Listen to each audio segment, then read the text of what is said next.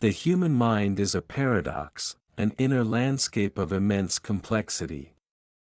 It is the architect of our greatest triumphs, yet simultaneously the source of our deepest suffering. This duality forms the central conflict of the human experience. We spend our lives navigating this internal war, often unaware of the forces at play. The silent chatter in our heads, the endless stream of thoughts, dictates our reality. It crafts our fears and limits our potential with invisible chains. Imagine a highly sophisticated supercomputer, capable of processing billions of data points per second. This is the ally, the rational, problem-solving engine. It allows us to build bridges, compose symphonies, and discover the laws of the universe. Yet, this same machine is prone to catastrophic software bugs, the enemy. These bugs manifest as self-doubt, anxiety, and the relentless pursuit of external validation. The mind is not a single entity, it is a battleground of systems, the primal, survival-driven core and the reflective, conscious self. We are told to trust our instincts, to follow our gut, but whose voice are we truly listening to? Is it the ancient, fear-driven voice screaming warnings, or the calm, reasoned voice calculating the odds? The opening hook lies in this inescapable tension. Every decision, every emotion, every memory is filtered through this internal, warring lens. To master our lives, we must first understand this double agent living inside our skull. The journey begins with recognizing the enemy's strategies and harnessing the ally's power. It is a story not of external conflict, but of the most personal war of all. Understanding the mind is the only path to true freedom and peace. The recognition of the mind's dual nature is not a modern revelation. Philosophers and ancient spiritual traditions have grappled with this paradox for millennia. Setting the stage requires a journey back through history's great thinkers. In ancient Greece, Plato's charioteer analogy captured this perfectly. The charioteer, representing reason, struggled to control two horses, one noble, the spirited part, and one ignoble, the appetitive part. This was an early attempt to map the internal conflict. Centuries later, Buddhist philosophy formalized the concept of dukkha, or suffering, rooted in attachment and the uncontrolled nature of the mind, often referred to as the monkey mind. This tradition saw the untrained mind as a relentless source of pain, a constant agitator disrupting peace. Their solution was not control, but observation, a subtle shift from enemy to subject. The Stoics, in the Roman world, focused on the mind's power of judgment. For them, external events were neutral, it was the mind's interpretation, the judgment, that created distress. The mind was the ally if it judged correctly, and the enemy if it submitted to irrational passion. The Western Enlightenment brought a different focus, emphasizing the mind's rational capabilities. Thinkers like Descartes, with his famous, "I think, therefore I am," celebrated the conscious, reasoning self as the pinnacle of existence. Yet, even as science began to explore the brain, the shadow of the enemy persisted. Freud later introduced the concepts of the ID, ego, and superego, a modern psychological framework for the internal struggle. The ID represented the primal, demanding self, the enemy, while the ego and superego managed reality and morality, the struggling ally. The historical context reveals a continuous, universal human effort to categorize, manage, and ultimately reconcile the mind's opposing forces, proving that this paradox is foundational to human consciousness. The main protagonist of our narrative is not a single person, but the universal human subject, the individual grappling with their own mind. However, to ground this abstract concept, we introduce three composite subjects whose experiences will anchor our exploration. These subjects represent the common battlegrounds where the mind's duality plays out. First, there is the achiever, a driven corporate executive named Elias. Elias embodies the power of the mind as an ally. His focus, planning, and relentless execution have led to extraordinary success. His mind is a sharp, efficient weapon. Yet, Elias is paralyzed by the fear of failure, an internal critic so severe it drains the joy from his accomplishments. His success is built on a constant, frantic race to silence the enemy within. His story illustrates the mind as a double-edged sword, a tool for ambition, but a self-saboteur of peace. Next is the striver, a young artist named Lena. Lena is constantly battling anxiety and self-doubt, the mind's classic enemy mode. Her creativity, the pure expression of the mind's ally, is often blocked by perfectionism and the constant comparison to others. Her mind generates brilliant ideas, only to immediately dismantle them with destructive critique. She experiences the mind as a fortress under siege, where her inner voice is the most persistent attacker. Her journey is about shifting from fighting her thoughts to accepting them as raw material for her art. Finally, there is the seeker, an elderly retired teacher named Arthur. Arthur's conflict is one of memory and regret. His mind, the repository of his life's history, constantly replays past mistakes, a form of psychological torment. Yet, the same mind holds the wisdom of decades, the capacity for profound reflection, and the ability to find meaning in his final years. Arthur's story is the battle for narrative control, learning to edit the story his mind tells him about his own life. These three subjects, representing success, creativity, and reflection, will serve as our guides through the labyrinth of the human psyche, demonstrating that no one is immune to the mind's dual role. The initial problem presented to the audience is deceptively simple. If the human mind is the most advanced tool on the planet, why are we so universally unhappy? Why does the instrument designed for our survival and progress so often seem to work against us? This is the central mystery we must solve. The problem is framed by the paradox of modern life. We have more security, more comfort, and more knowledge than any previous generation. Yet, rates of anxiety, depression, and existential dissatisfaction remain alarmingly high. The mystery deepens when we examine the nature of negative self-talk. Where does the inner voice that calls us inadequate or foolish originate? It is clearly us, yet it sounds distinctly other. This suggests a split in the self, a fundamental disconnect between the I that acts and the I that constantly judges the action. This internal sabotage is the initial, most pressing problem. The mind, in its enemy role, is operating on outdated software, a primal operating system built for the jungle, not the boardroom.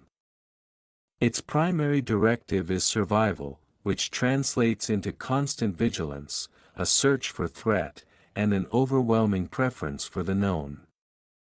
The mind, our greatest ally, is capable of abstract thought, empathy, and foresight. It allows us to plan for retirement, volunteer for charity, and appreciate beauty. But the enemy mind, our inner caveman, interprets a challenging email as a mortal threat, activating the same stress response intended for a saber-toothed tiger. The mystery is how to bridge this evolutionary gap. How do we update the mind's operating system? The initial problem is not a lack of effort or knowledge, it is a fundamental misunderstanding of the tool itself. We mistake the tool for the self, and in doing so, we become slaves to its fears and limitations. The investigation must begin with separating the thinker from the thought. The first major clue lies in the phenomenon of cognitive bias, a systematic pattern of deviation from norm or rationality in judgment. This is the moment the rational ally exposes the enemy's most predictable maneuvers. This clue suggests the mind is not a perfect, logical machine, but a system of necessary shortcuts that have overstayed their welcome. The event that brings this clue to light is a detailed look at the negativity bias. This is the mind's predisposition to give disproportionate weight to negative information. For our protagonist, Elias the Achiever, this manifests as ignoring 5 successful project launches to obsess over one minor operational glitch. The mind's enemy focuses solely on the flaw, creating an unwarranted sense of crisis. The evolutionary reason is clear: in the wild, ignoring danger meant death, but ignoring a compliment just meant a bruised ego. The immediate danger always trumped the long-term reward. Further investigation reveals the confirmation bias. The mind, once it forms a belief, say, Lena the striver's belief that she is not a real artist, will actively seek out and prioritize information that confirms that belief, while filtering out contradictory evidence. It's a self-fulfilling prophecy mechanism. This bias turns the mind from a truth seeker, ally, into an argument winner, enemy. It locks us into rigid, self-limiting narratives. The major clue is the realization that the mind's flaws are not random errors, but hardwired, functional patterns. They are features, not bugs, from an evolutionary perspective. Recognizing these biases, naming the enemy's specific tactics, is the first step toward disarming them. This event transitions the narrative from abstract suffering to concrete, verifiable psychological mechanics. It provides the first piece of evidence that the mind's destructive behavior is mechanical and predictable, not a moral failing. The enemy can be studied and understood. To understand the enemy, we must execute a deep dive into the origin of the mind's duality, the Triune Brain model and its evolutionary history. This is where neuroscience provides the anatomical map of the conflict. The mind structure is not monolithic, it is layered, reflecting the stages of human evolution. At the deepest level is the reptilian brain, or brainstem. This is the domain of survival, fight, flight, feeding, and reproduction. It operates without language or consciousness. This is the core of the enemy, pure, unreasoning panic and territoriality. It is always scanning for threat and demanding immediate action. Layered over this is the limbic system, the seat of emotion, memory, and attachment. This is the emotional brain, capable of love, loyalty, and joy, but also of intense fear, trauma, and unmanaged rage. It connects the survival instinct to feeling.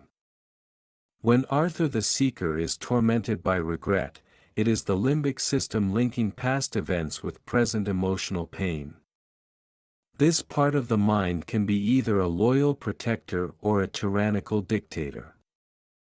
Finally, the neocortex, particularly the prefrontal cortex, is the crown jewel, the mind's greatest ally. It handles abstract thought, complex planning, self-awareness, impulse control, and ethical behavior. This is the part that allows us to pause, reflect, and choose a response instead of simply reacting. The conflict arises because these three layers are constantly communicating, but the older, faster, and more dominant reptilian and limbic systems often hijack the slower, more deliberate neocortex. The enemy is simply the older, faster version of the operating system overriding the newer, better one. The origin of the conflict is a design flaw in human evolution, a magnificent, yet inherently unstable, system of checks and balances. The history of managing the mind is littered with conflicting theories and early misdirections, highlighting the difficulty in pinning down the source of the conflict. One of the earliest misdirections was the idea of complete repression. Puritanical and ascetic traditions often viewed the lower emotional and instinctive parts of the mind as inherently sinful or evil. The goal was to completely crush the enemy, suppressing all desire and instinct through sheer force of will. This proved to be a psychological dead end, as repressed emotions do not disappear, they simply fester and manifest as neurosis or explosive outbursts. The enemy gains strength when ignored. A second major misdirection was the radical behaviorist approach, which essentially denied the internal mind's importance altogether.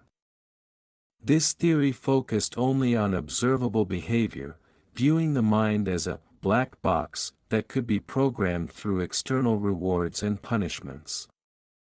While effective in certain contexts, it failed to address the subjective experience of suffering. It provided no solution for Elias's internal critic or Lena's self-doubt, proving insufficient for solving the core paradox. You cannot train an ally if you pretend it doesn't exist. A third, more common misdirection in modern self-help is the concept of positive thinking to the exclusion of all else. The belief that simply affirming success will erase deeply ingrained negative patterns is often a superficial fix. It is the equivalent of painting over rust. It ignores the function of the negative voice, which, while overzealous, is still a protection mechanism. The enemy mind's fears are often rooted in real, if exaggerated, vulnerability. The successful, mature theory, which will become our guide, is neither repression nor denial, but integration. It recognizes that the mind is a system where the enemy and the ally are two sides of the same coin. The goal is not elimination, but reconciliation and proper hierarchy. The crucial document discovered is the science of neuroplasticity, which acts as the ultimate witness in our case, overturning all prior assumptions about the mind's fixed nature. For centuries, the mind was believed to be a static machine, its structure fixed by adulthood. Neuroplasticity reveals a dynamic, constantly rewiring system, the mind as a garden, not a machine. This single concept reframes the entire conflict from a hopeless battle against a fixed opponent into a manageable, ongoing process of intentional construction. The witness testimony is clear: every thought, every practiced reaction, strengthens the neural pathway it travels, like repeatedly driving a car down a dirt road eventually paving a highway. The negative biases of the enemy mind, Section 5, are merely deeply paved highways of neural activity, not immutable structures. This discovery provides the mechanism for change, giving hope to our composite subjects. For Arthur the Seeker, the repetitive replays of regret are simply well-worn neural circuits. He now has the ability to consciously begin paving a new road, a road of acceptance and present-focused attention. This crucial document highlights the mind's ally capability in its highest form, the ability to self-direct its own evolution. The power to learn a new language, recover from a stroke, or intentionally manage emotional responses are all evidence of this flexibility. Neuroplasticity is the ultimate proof that the mind is not just a passive recipient of experience, but an active participant in its own design. It shifts the burden of proof to the individual. The mind can be either your greatest enemy or your best ally based on the choices you make about which circuits you choose to reinforce. The old enemy's power relied on the illusion of permanence. This new evidence shatters that illusion completely. As we understand the mechanism of the mind's change, neuroplasticity, the stakes escalate dramatically. The complication is the introduction of the digital age, a new environment that weaponizes the enemy mind's most dangerous biases. The modern world is a perfect breeding ground for psychological unrest, amplifying the mind's weaknesses. The stakes are no longer just personal happiness, they are about maintaining psychological sovereignty in an age of constant stimulation. The enemy mind, with its primal need for instant gratification and fear of missing out, FOMO, is exploited by technology. Social media, for instance, weaponizes confirmation bias by feeding users only what they want to see, creating echo chambers that harden their negative self-narratives. The platform exploits the brain's dopamine reward system, hooking into the primal urge for simple, immediate hits of pleasure. For Lena the striver, the complication is particularly acute. The internet exposes her to the curated, highlight reels of millions of other artists. This activates her mind's ancient comparison mechanism, leading to constant psychological invalidation. What would have once been a local, manageable rivalry is now a global, overwhelming one. The sheer volume of information activates the mind's default state of overwhelm and defensiveness. The enemy is now assisted by an entire global infrastructure designed to keep us distracted, addicted, and anxious. The complication is that the battle for the mind is no longer a quiet, internal affair. It has become an information war. The enemy mind, now externally supported and relentlessly triggered, finds it easier than ever to maintain its old, destructive neural pathways. The challenge for the ally mind, the prefrontal cortex, is to apply rational, long-term thinking in an environment that is optimized for impulsive, short-term reaction. The price of losing this battle is not just momentary sadness, but a permanent state of distraction and alienation from one's true potential. The core evidence for the enemy mind's function lies in the detailed analysis of three primary modes of internal sabotage: catastrophizing, personalization, and black and white thinking. These are the verbal scripts the enemy uses to undermine the ally. Catastrophizing is the mind's dramatic tendency to leap from a minor setback to an absolute disaster. For Elias the achiever, a delayed response from a client is instantly interpreted as, "The deal is off, my career is over, I'm a failure." The enemy mind takes the smallest variable and extrapolates it to an existential threat. This is the primal brain in action, designed to over-prepare for danger. The ally, in contrast, engages in probability assessment, recognizing that a delayed email is statistically just a delayed email. Personalization is the belief that external negative events are a direct, personal reflection of one's own failure or inadequacy. When a colleague is in a bad mood, Lena the striver immediately assumes it is because of something she did or failed to do. This is the enemy mind's self-centered loop of insecurity. It creates a false sense of control over other people's actions, leading to unnecessary guilt and responsibility. The ally mind recognizes the agency of others and practices empathy, understanding that other people's emotions are usually a reflection of their own internal state.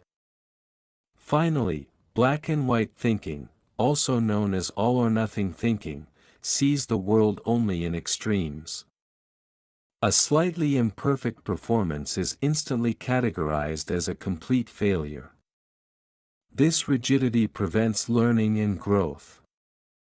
The enemy mind refuses to acknowledge the spectrum of reality, making any attempt at improvement feel hopeless. The ally mind embraces nuance, recognizing that effort, progress, and learning exist in the space between total success and total failure. Analyzing these three scripts reveals the enemy is not a malevolent force, but a hypervigilant, intellectually lazy, and dramatic storyteller operating on fear. The geographical and environmental deep dive explores how external settings directly influence the internal landscape of the mind. The modern environment, dominated by urban sprawl, artificial light, and continuous noise, acts as a perpetual stressor that strengthens the enemy mind's dominance. The first geographical factor is the chronic absence of the uncontrolled environment, nature. Studies in natural environments demonstrate an immediate and measurable reduction in the stress hormone cortisol. For Arthur the Seeker, a simple walk in the park can interrupt his loop of regret. Nature demands a different kind of attention, soft fascination, that allows the prefrontal cortex, the ally, to rest and recover from the intense, directed attention required by work and city life. The enemy thrives on high-intensity, threatening stimulation. Nature starves the enemy of its fuel. The second environmental factor is the modern workplace, a constant environment of performance anxiety. Open-plan offices, continuous metrics, and the culture of always-on communication create a perpetual state of low-level threat. This keeps the reptilian brain on high alert, making rational, long-term, creative thinking, the ally's domain, nearly impossible. This environment forces the mind into a survival-only mode, prioritizing speed over wisdom, and reaction over reflection. The deep dive reveals that our external world is fundamentally misaligned with the brain's optimal function. The environment is constantly triggering the fight or flight response, forcing the mind to operate from its most primitive and negative state. To cultivate the mind as an ally, one must intentionally construct an environment of psychological safety and cognitive rest. This means curating one's psychological geography, choosing when and where to expose the mind to the demands of the world versus the restorative power of quiet, intentional space. The environment is the silent partner in the mind's internal conflict. The primary antagonists in this narrative are not external people, but the ingrained cultural forces and psychological models that keep the mind in its enemy state. We profile three key opposing forces that actively perpetuate the paradox. The first antagonist is the cult of hustle and productivity porn. This cultural ideology enshrines busyness as a virtue and rest as a moral failing. It is the perfect fuel for Elias the achiever's internal critic, which equates self-worth with output. This force pressures the mind to operate at peak capacity indefinitely, leading to burnout. The irony is that this relentless pursuit of efficiency actively diminishes the ally mind's greatest assets: creativity, deep focus, and strategic rest. This cultural force systematically destroys the prefrontal cortex's ability to function optimally, ironically creating inefficiency. The second antagonist is the narrative of genetic determinism, as a fixed state. This outdated perspective suggests that temperament, intelligence, and psychological limitations are entirely fixed at birth. It tells Lena the striver, "You are a naturally anxious person, and you can't change." While genetics plays a role, this narrative prevents people from engaging with neuroplasticity. It disempowers the individual, turning the mind into a pre-programmed fate rather than a malleable tool. The enemy mind loves this story because it justifies its failures and negates the effort required for growth. The final antagonist is the marketing industrial complex. This force works tirelessly to create a gap between the user's current reality and an impossible ideal. By manufacturing inadequacy, whether of appearance, status, or possessions, it triggers the enemy mind's comparison mechanisms, as with Lena, and its fear of not having, as with Elias. It weaponizes the fear of lack. This constant external validation loop ensures the individual remains dependent on consumption, preventing them from finding satisfaction in the internal world, where the mind's true allyship resides. These antagonists are the external forces that constantly reinforce the internal enemy. The unforeseen moment in the journey is the revelation that the enemy is actually a misguided protector.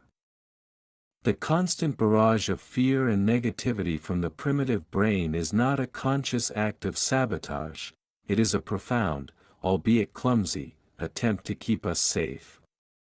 This realization forces a radical shift in perspective from conflict to collaboration, an unforeseen alliance. The ultimate betrayal, however, lies in our own conscious rejection of this protector. By fighting, ignoring, or aggressively trying to silence the negative voice, we are betraying the mind's fundamental instinct to care for us. The fear of public speaking, for example, is the enemy mind's way of trying to prevent the potential social rejection that could, in tribal terms, lead to exile and death. It's a massive overreaction, but the intent is protective.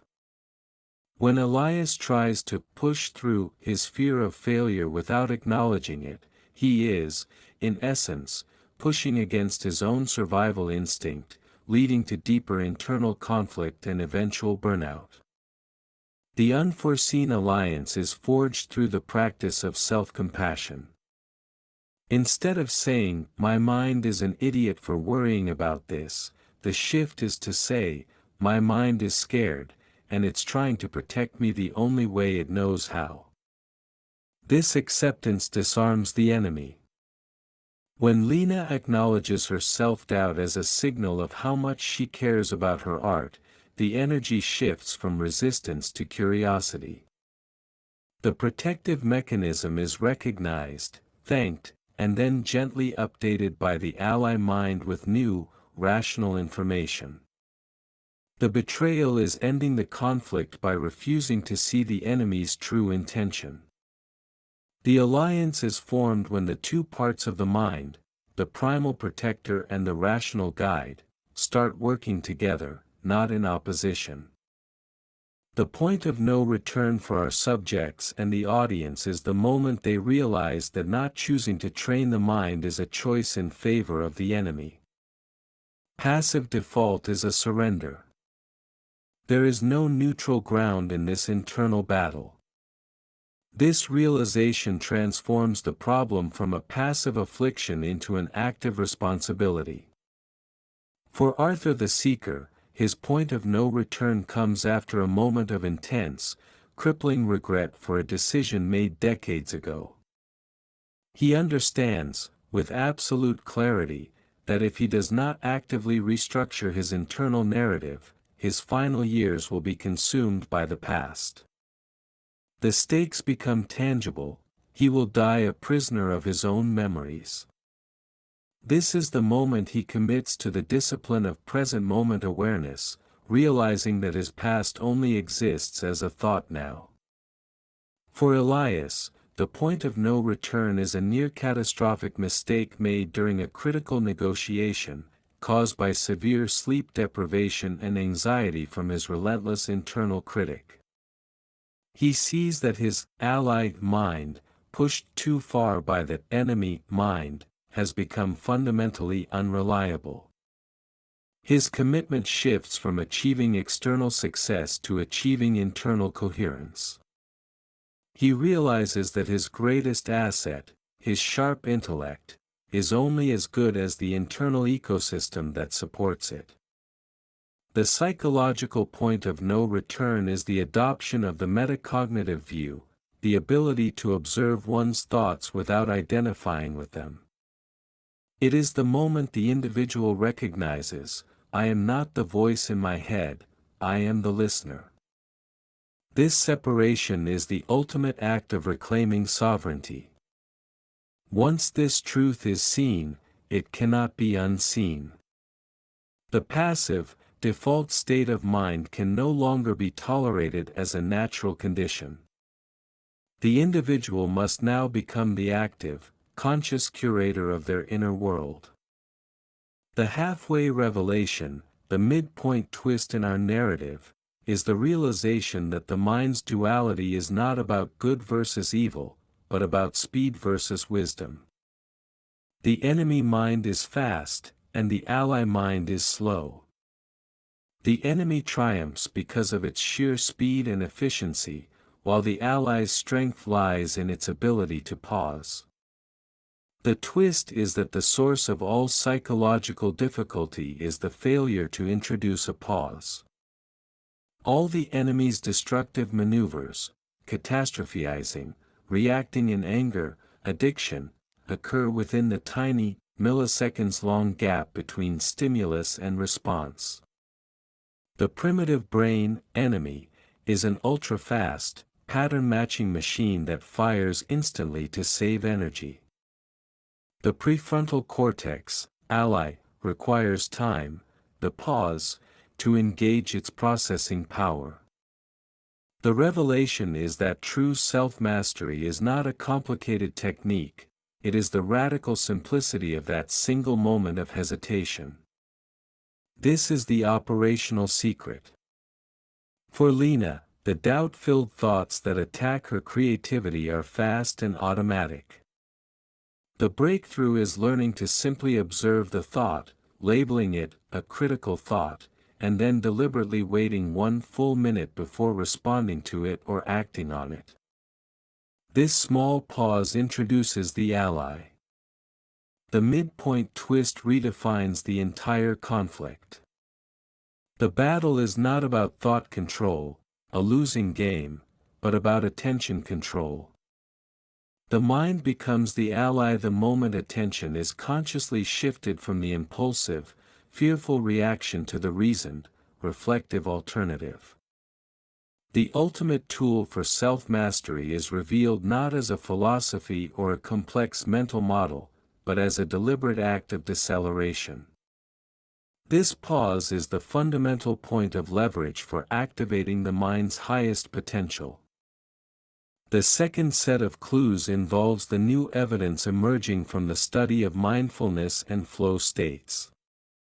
These are empirical descriptions of the mind operating purely as an ally, providing a concrete blueprint for transformation. Mindfulness, the first clue, is the formal practice of the pause, section 15. It shows that by intentionally focusing attention on the present moment, sensations, breath, sound, the constant, historical narrative of the enemy mind is temporarily starved of oxygen. MRI studies show that regular mindfulness practice physically thickens the prefrontal cortex, the seat of the ally mind. This is direct, tangible evidence of neuroplasticity in action, confirming that the mind can be consciously strengthened against its own negative default settings.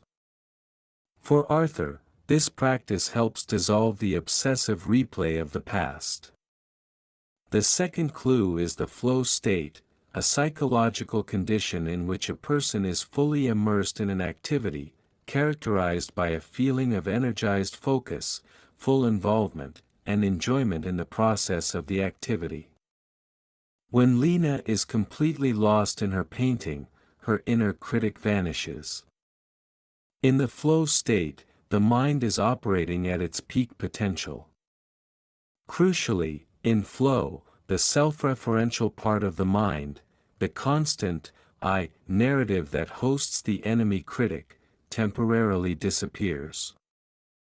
The mind is fully aligned with the task, achieving a perfect unity of purpose.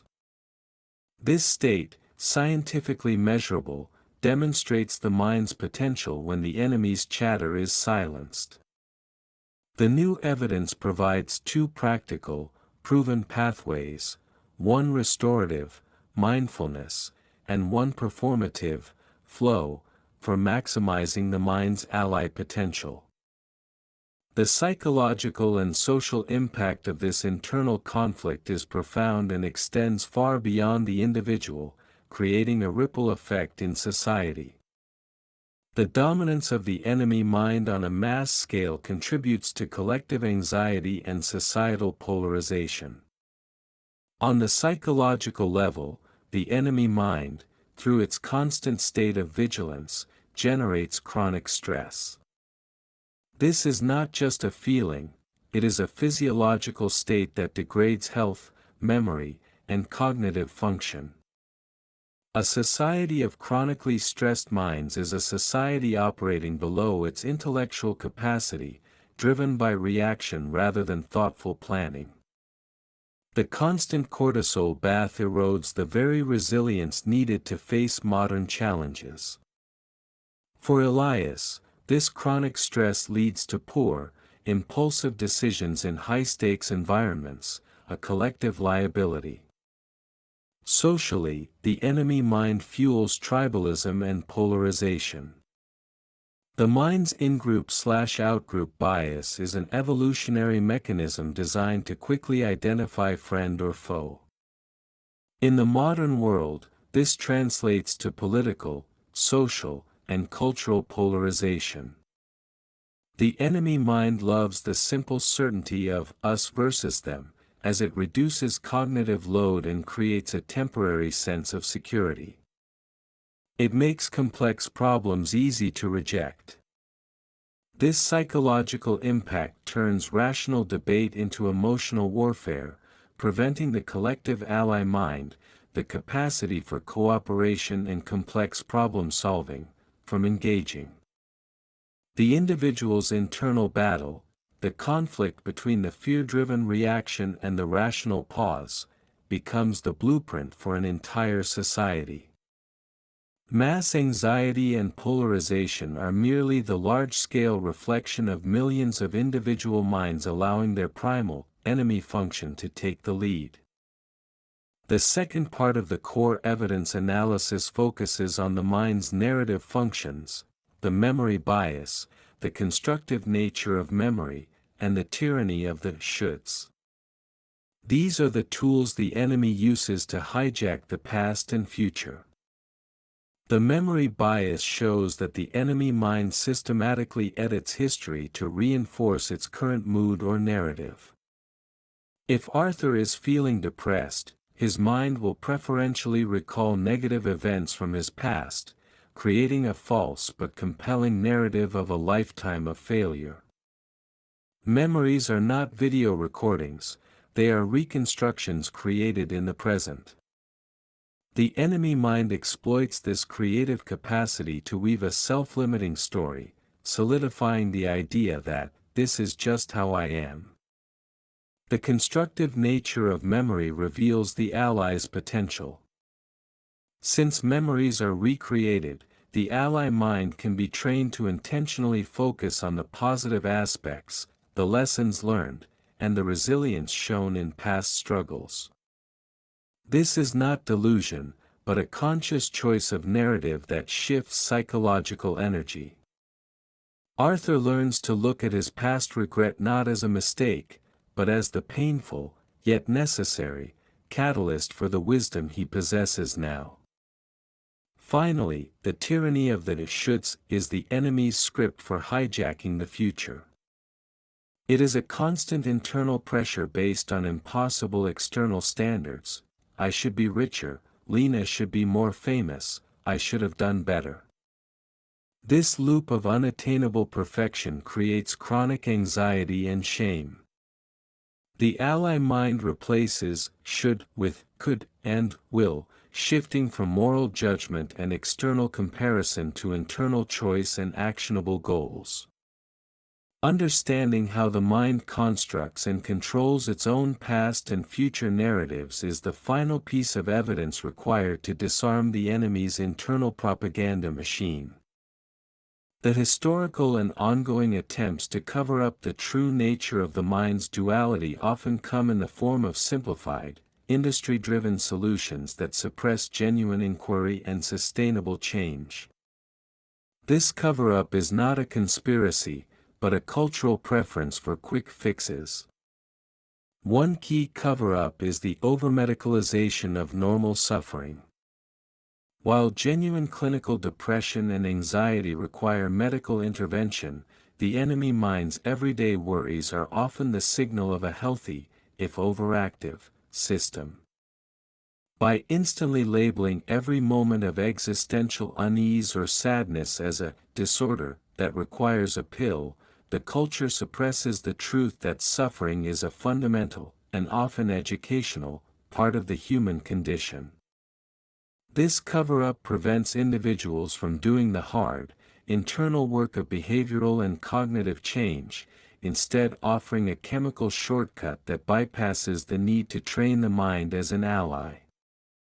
Another form of suppression is the industry of distraction. This involves the constant, relentless flow of entertainment and content designed to prevent the individual from ever having to sit alone with their thoughts. The enemy mind thrives on distraction because it prevents the moment of the pause, section 15. If the mind is always engaged externally, it can never observe its own internal patterns. This prevents the individual from identifying the enemy's scripts and activating the ally's power. The cover-up ensures that people never truly meet their own mind, keeping the enemy in control by maintaining a state of perpetual, low-grade psychological flight. The biggest cover-up is the denial of effort. The narrative that profound personal change is easy, instantaneous, or available through a single purchase, a course, a book, or retreat, suppresses the truth that training the mind is a rigorous, lifelong practice. The truth is effortful, and the cover-up sells effortless fantasy. By exposing these forms of suppression, we clear the path for the real work required to empower the ally. The investigation now deepens into the specific, advanced techniques used to dismantle the enemy's power structures and build new pathways for the ally. This is the stage of practical application, moving beyond theory into cognitive and behavioral mechanics. The pursuit involves the rigorous practice of cognitive restructuring. This technique is the ally mind's direct counterattack to the enemy's biases, section 10. When Elias experiences catastrophizing, this delayed email means the deal is off. He is trained to not just dismiss the thought, but to actively challenge it like a prosecutor. He asks, what is the evidence for this thought? What is the most likely, not the most catastrophic, outcome? What would I tell a friend in this situation? This logical, sequential process engages the prefrontal cortex and systematically dismantles the emotional, irrational fear. A second technique is the intentional cultivation of gratitude. The enemy mind is focused on lack, comparison, and threat. Gratitude forces a conscious shift of attention to abundance and safety. For Lena, the simple practice of listing 3 things she is grateful for each day, even small things, rewires her brain to search for the positive, countering the negativity bias. This intentional, repetitive exercise leverages neuroplasticity to pave new, positive neural highways. The deepening investigation reveals that the key to the mind as an ally is not a sudden epiphany, but the disciplined, daily repetition of small, focused acts of attention.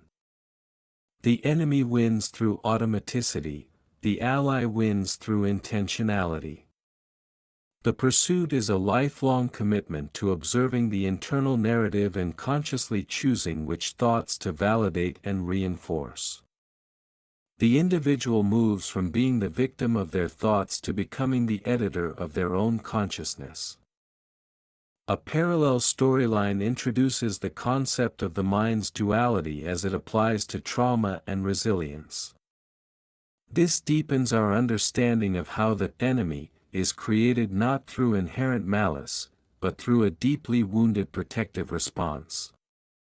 The parallel story focuses on the science of post-traumatic stress disorder, PTSD. In the face of overwhelming threat, the limbic system, the emotional core, hijacks the neocortex, the rational ally. The traumatic event is filed not as a memory with a beginning, middle, and end, but as a perpetual, present-tense threat. The enemy mind, in this context, is the overzealous alarm system, constantly re-triggering the flight or fight response in a safe environment. The mind is trying to protect the individual from a past that is no longer happening. This storyline provides a crucial context for our composite subjects. Arthur's debilitating regret isn't just a bad habit, it is a minor, self-inflicted trauma loop. The regretful memory is being held in his mind as a present-tense threat to his self-image. The enemy mind's intense negative self-talk is revealed to be a psychological defense mechanism gone awry, a fortress built around an emotional wound that has no door.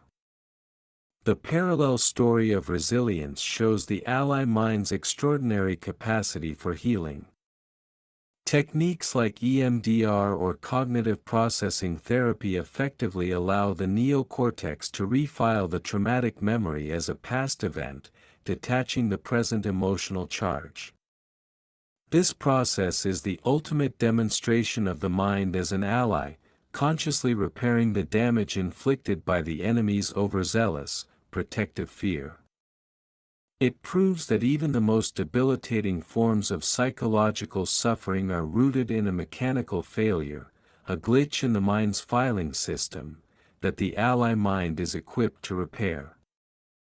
The ultimate confrontation is the intellectual showdown with the enemy's last, most powerful weapon, the ego's identification with suffering. This confrontation requires the individual to face the uncomfortable truth that a part of them benefits from being miserable. The confrontation is an intellectual realization: the enemy mind uses suffering to create a sense of identity. For Lena, her constant self-doubt is her artist's badge of honor. It is the story she tells herself that makes her feel unique, authentic, or even protected from the risk of success. For Elias, his chronic anxiety is the proof that he cares more than anyone else. The ego, the narrative self, often clings to these painful identities because they are known and provide a sense of certainty, however negative. Letting go of suffering feels like letting go of the self. The confrontation is about breaking this subtle but profound emotional payoff. It's an intellectual argument with the self: if I was happy, who would I be? The mind's ally engages here by challenging the utility of the negative story. It asks, Does this story serve my highest purpose? Is this anxiety truly helping me succeed, or is it merely slowing me down? The confrontation is the difficult, conscious choice to be an anonymous, content person rather than a recognizable, suffering character. This intellectual battle culminates in the concept of unconditional self-worth.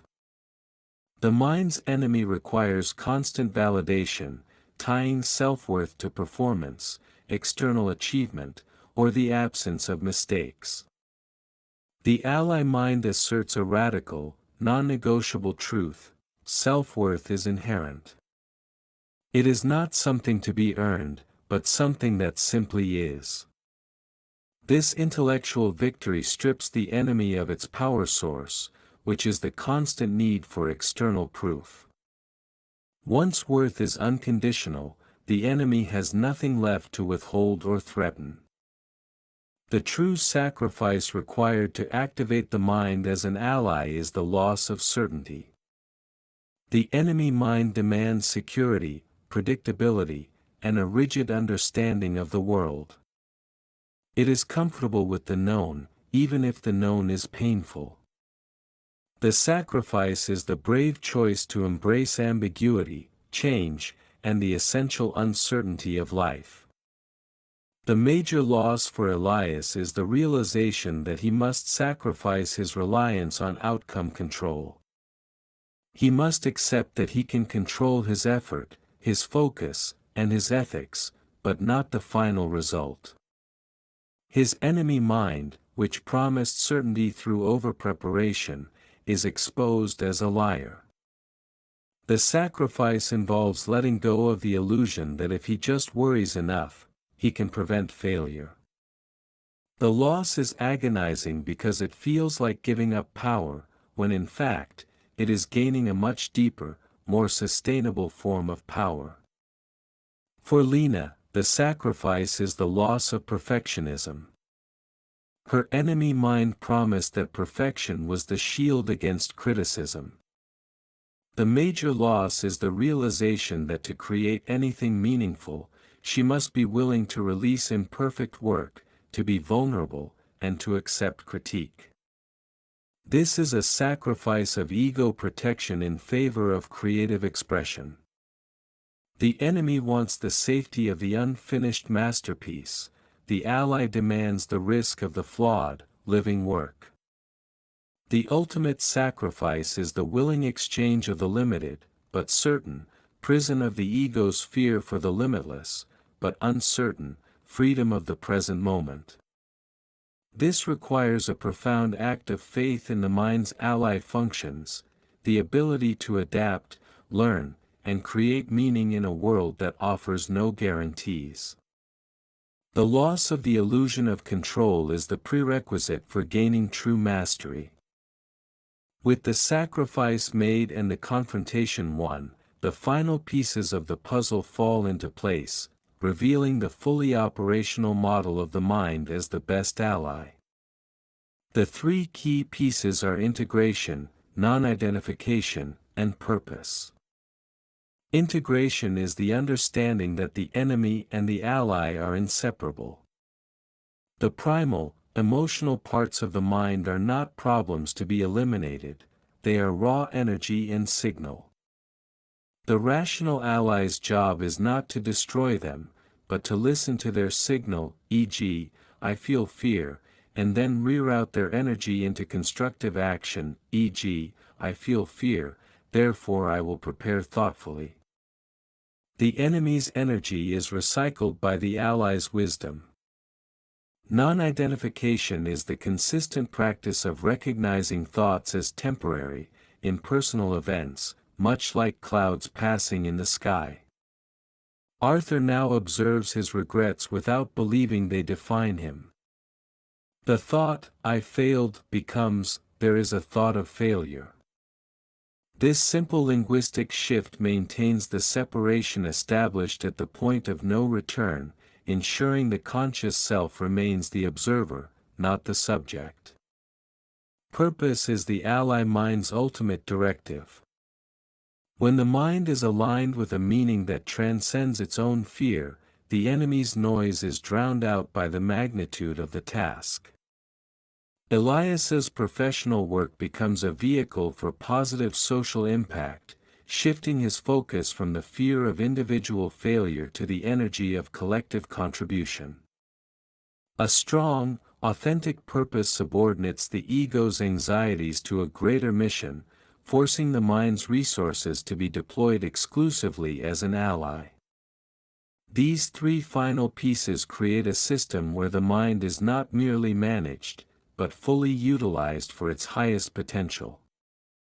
The primary conclusion, the truth revealed, is that the mind's status as enemy or ally is not a fixed state but a moment-to-moment practice of attention and choice.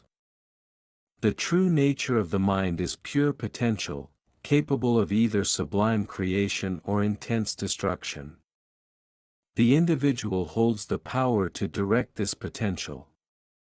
The ultimate truth is an empowering one: you are not your thoughts. The relentless chatter, the negative narratives, the fears, the judgments, these are all the automatic, default output of the brain's software. They are functional mechanisms, not personal truths. The self, the conscious, aware entity, is the awareness that notices the thought. This separation is the profound revelation that unlocks everything else. The mind is the greatest enemy only when it is unattended. When left to its own devices, it reverts to its evolutionary default: hypervigilance, negativity, and a focus on past mistakes and future threats. It is a runaway machine.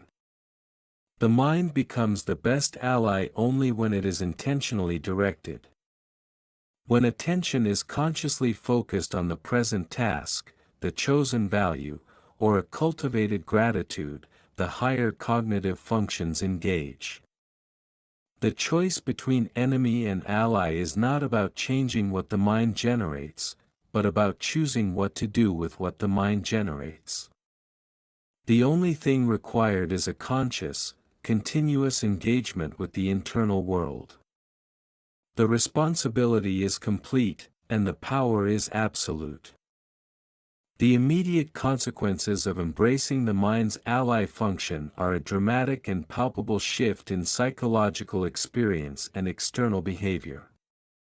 The aftermath is not the elimination of all negative thoughts, but the complete change in one's response to them. Psychologically, the most immediate consequence is a profound reduction in reactivity.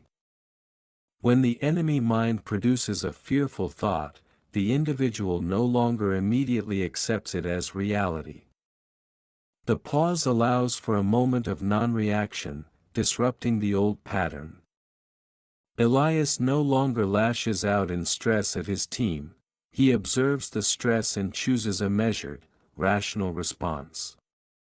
The emotional roller coaster stabilizes. Behaviorally, the immediate aftermath is an increase in intentional living. Decisions are no longer driven by the enemy's impulses or fears, but by the ally's core values and long-term goals. Lena begins to consistently create and share her work, not because she is cured of self-doubt, but because her commitment to her art now outweighs her fear of criticism. The enemy's voice is still there, but it has been relegated to background noise. The immediate social consequence is an increase in empathy and connection. When the mind is no longer consumed by its own internal drama, it is freed to genuinely connect with others. The constant self-focus of the enemy mind is replaced by an external, curious focus. This shift, a direct consequence of internal coherence, dramatically improves relationships and reduces social friction, making the world around the individual a calmer, more predictable place. The long-term impact of integrating the mind's duality is a fundamental rewriting of the individual's life narrative and a measurable legacy of wisdom and peace. This impact extends into the final chapters of life. The long-term psychological legacy is emotional resilience. This is the capacity to weather major life storms without being completely shattered. The mind, having been trained to observe and challenge its own worst-case scenarios, develops an inner gyroscope that rights itself quickly after adversity. The negative thoughts still arise, but their duration is drastically shortened, and their intensity is significantly lessened. This resilience is not the absence of pain, but the confidence in the ability to process the pain without becoming trapped by it. The social and personal legacy is the gift of authentic presence.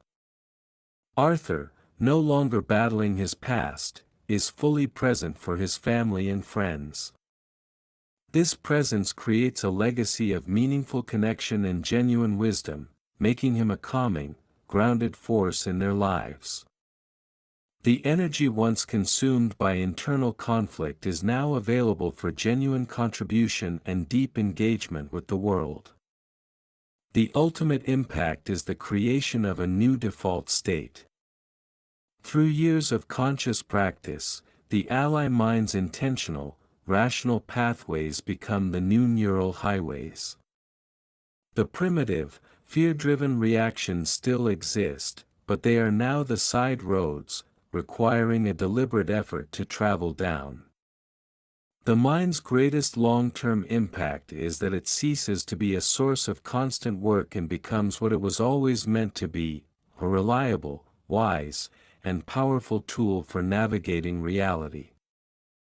The modern relevance of the mind's duality is more critical now than ever before, tying directly into contemporary crises of attention, health, and ethical decision-making. The tools of self-mastery are no longer optional, they are essential survival skills for the digital age.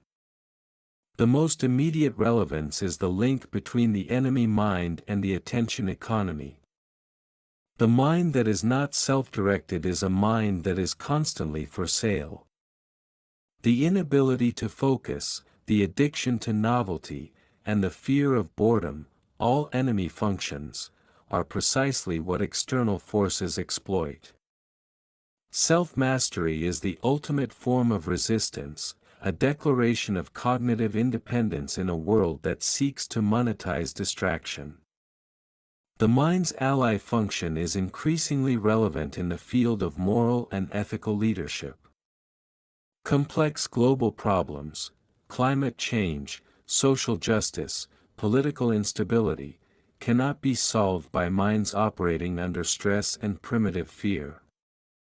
They require the rational, empathetic, long-term planning capacity of the prefrontal cortex. The ability to pause and choose a principled response over a reactive, self-serving one is the cornerstone of responsible leadership. The mind as ally is the only instrument capable of navigating these complexities. The modern relevance lies in the fact that, through technology, the stakes of the inner conflict have been externalized and amplified. A poorly managed mind is not just a personal problem, it is a systemic vulnerability.